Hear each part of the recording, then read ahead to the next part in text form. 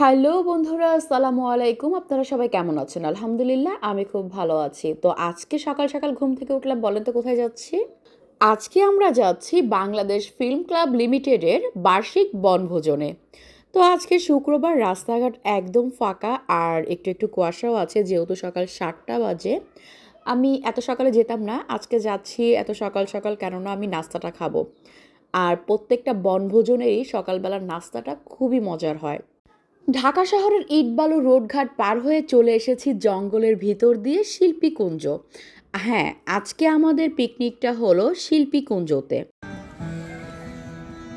আসসালামু আলাইকুম বন্ধুরা, আজকে আমরা চলে এসেছি ফিল্ম ক্লাবের পিকনিকে। আর এটা হলো গিয়ে শিল্পীকুঞ্জ, গাজীপুরে। দেখেন স্পটটা কত সুন্দর। আমরা সবাই এসেছি এখানে, খুব ভালো লাগছে। আর স্পটে যা যা আছে সব কিছু ঘুরে ঘুরে দেখাবো ইনশাল্লাহ। কথা তো দিয়ে দিলাম, স্পটে যা যা আছে সব কিছু ঘুরে ঘুরে দেখাবো। আসলে আছেটাকে এই স্পটে আমি নিজেও জানি না এখানে কি আছে। তো চলুন যাই, দেখি এখানে কি কি আছে।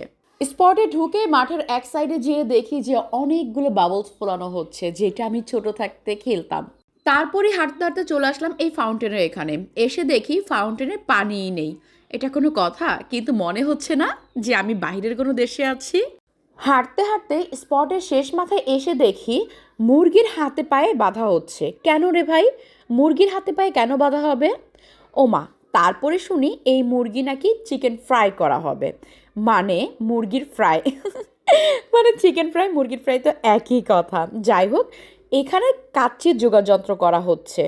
আর যে সুন্দর একটা ফ্লেভার আসছিল না, বলে বোঝাতে পারবো না।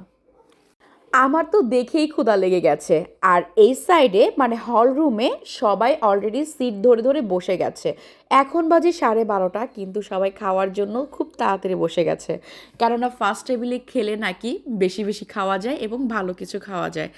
আর দেখুন মুরগিগুলো কিভাবে আমার দিক তাকিয়ে আছে, পুরা আনাম মুরগি। আচ্ছা, একজন কি পুরো একটা আনাম মুরগি খাওয়া যায়?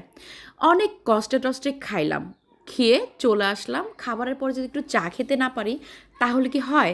তাই চলে আসলাম চা নিতে। ওমা, এখানে এসে দেখি এক সাইডে রং চা, এক সাইডে দুধ চা। আমি তো দুধ চা খাই না, তাই আমি রং চাটা নিয়ে সরাসরি চলে গেলাম স্টেজে। এখন বাজে 3:30 কি 4টা। আর এর মধ্যে স্টেজে দেখি একটা ছোট্ট মামুনি খুব সুন্দর নৃত্য পরিবেশনা করছে, যেটা দেখে আমার খুবই ভালো লেগেছে। তার সাথে সাথেই রত্না আপু আবার স্টেজে উঠে গান গাওয়া শুরু করে দিল। আর রত্না আপুর মুখে এই গান আমি এই ফার্স্ট শুনেছি। ওনাকে আমি অনেক অভিনয় করতে দেখেছি, কিন্তু গান গাইতে এই প্রথম দেখলাম। আমার মন মজাইয়া রে, কি মজাইয়া মুর্শিদ নিজে দেশে যাও। তারপরে গান গেতে উঠল এসডি রুবেল, মানে আমাদের ফিল্ম ক্লাবের উনিও একজন মেম্বার। আর এসডি রুবেল ভাই এমন একজন ভালো মানুষ, আমরা যেখানেই যাই, যেই প্রোগ্রামেই যাই, ওনাকে ইনভাইট করলে উনি যত কষ্টই হোক আসার চেষ্টা করেন।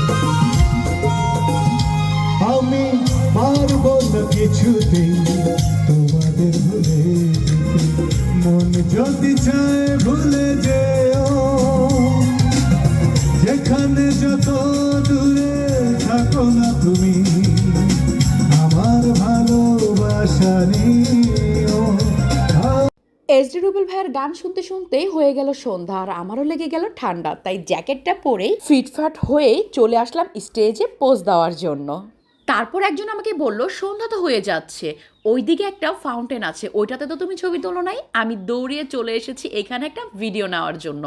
আর এই পাশেই আমার কানে বাজছে দেলোয়ার জাহান ঝন্টু আঙ্কেলের একটি গান, ভাপা পিঠারে। চলুন শুনে আসি। তরে খাইতে গিয়া আমার মুখটা জ্বইলা গেছে রে। ওরে করে পিঠা খাইতে গিয়া মরিচ পিঠা খাইয়া কেসকি গলে পইরাই আমার জান্ডা বুঝি নাই রে। পিঠা চোরা রে, পিঠার জালে কেন আমার করছো পাগলামি। ঝন্টু আঙ্কেলের গান শুনতে শুনতে সন্ধ্যা হয়ে গেছে, আর এখন অন্ধকার পড়ে গেছে। আর এই ফাউন্টেনটা, এরিয়াটা কী যে সুন্দর লাগছিল, আপনাদেরকে বলে বোঝাতে পারবো না। দেখুন দিনের বেলা একরকম লেগেছে আর এখন অন্যরকম, তাই আমিও চান্স ছাড়িনি, একদম ফটো সেশন এবং ভিডিওতে পুরা সময়টা দিয়েছি এখানে। তো এই ভিডিও ফটো সেশন করতে করতে আমারও সময় হয়ে গেছে, আমি এখন বাসায় চলে যাব। আপনারা সবাই ভালো থাকবেন, টাটা।